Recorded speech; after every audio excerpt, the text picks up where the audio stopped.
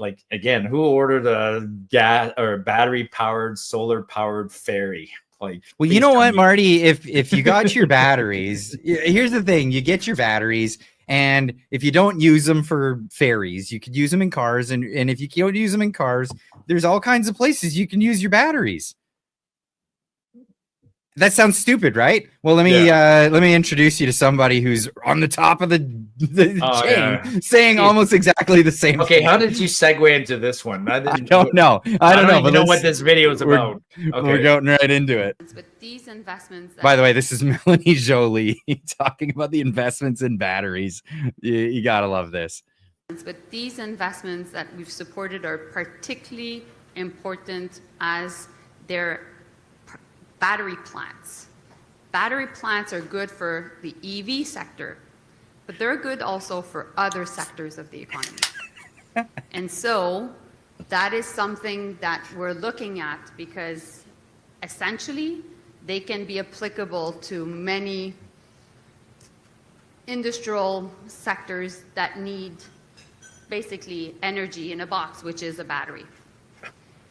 So I want you to think about that, because it's not a tank of gasoline is energy in a box. A barrel is energy in a box. I mean, Clyde, you're okay. Like I was in a good mood. Now you're. Oh, it's so dumb. It's hilarious though. Plus. Like if you had an elevator pitch for batteries, would that be it, Marty? No, but they have nothing else, because you know what I mean. You and I know this, right? The EV market for cars already tanked. Like, yes.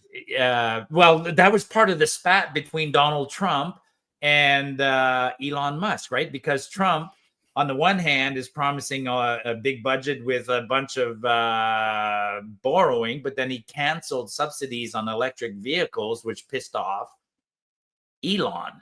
Yes. And yeah, you can't. EVs are only affordable to people because of subsidies. They're a luxury item for most people. A $70,000 Tesla. That no. That's oh my God. Mélanie Joly, another example of the Carney cabinet. Like that's the talent, folks. That's the talent. And she's been a minister for what, 5-10 years almost. Like she's been a minister all through the Trudeau era. And that's who we send on the world stage to represent us. Well, Marty, it's fine, because we're going to have a big bustling industry once we mandate EVs in Canada, and that's coming. But the government doesn't want to admit this. One of the biggest videos that I did last month was talking about Carney's gasoline ban, which is absolutely what it is. It's coming in. He's not against it. He's been for it. He's preached about how it's a great thing all these years. As they were implementing it, Trudeau's government implemented it. Mr. Guilbeault, he was all behind it as a climate change minister, as they renamed it in 2015. And now they're just like kind of hush hush. They don't want to really talk about it. But here's Dan Mazier. Is that how you pronounce his name? He's talking about this in particular, and he brought this up in the House of Commons. It's just like, I'm not even going to show you the whole video because it just gets crazy. Or it just gets the Liberals promised 100% irritating. Zero emissions car sales by 2035 in their platform. Does the minister intend to keep that policy? Yes or no? Minister. Mr. Chair, let me begin by saying that it has been absolutely one of the worst things to see the unjustified tariffs from the United States against our auto sector. That wasn't the question. We will have our auto sectors back, and the workers in that industry, we have their backs. And try the question again. To keep that policy, yes or no? The Honourable Minister. Mr. Chair, as I mentioned before, as we move forward, we need to make sure that everything we do. Chair, does the minister intend to keep that policy? Yes or no? The Honourable Minister. Mr. Chair, the transportation sector is actually 27% of Canada's GHGs. Is the government's target for 100% zero emissions vehicle sales by 2035 mandatory or optional? The Honourable Minister.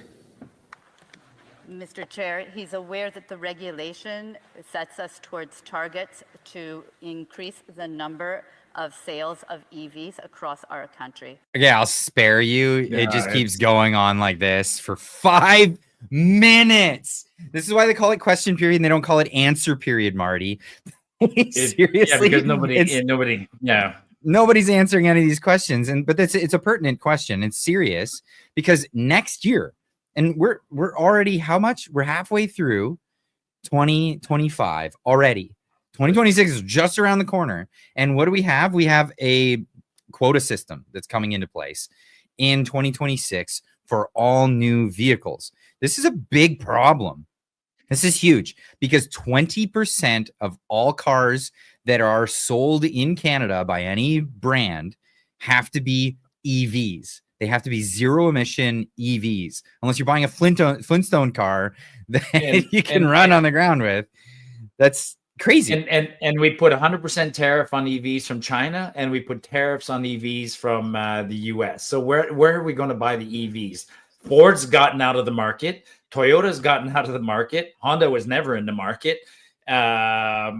So there's no EVs what was it, available. Stellantis, they went bankrupt. Yeah, Volkswagen pulled out from Canada. So where are we getting them? We're getting them from other countries for which we have tariffs. It's good news for Chase and the boys at Edison Motors. Maybe they can get quickly into the they EV make market. hybrids. They make hybrids. I know they make hybrid. I'm just saying, but they're so good at what they do. Maybe they can fill a niche. Like I remember a couple of years ago, it was like there was lockdowns or whatever, and they were bored. They had a bunch of things where they couldn't get delivered to them. So they made what they called Totally Not a Go-Kart.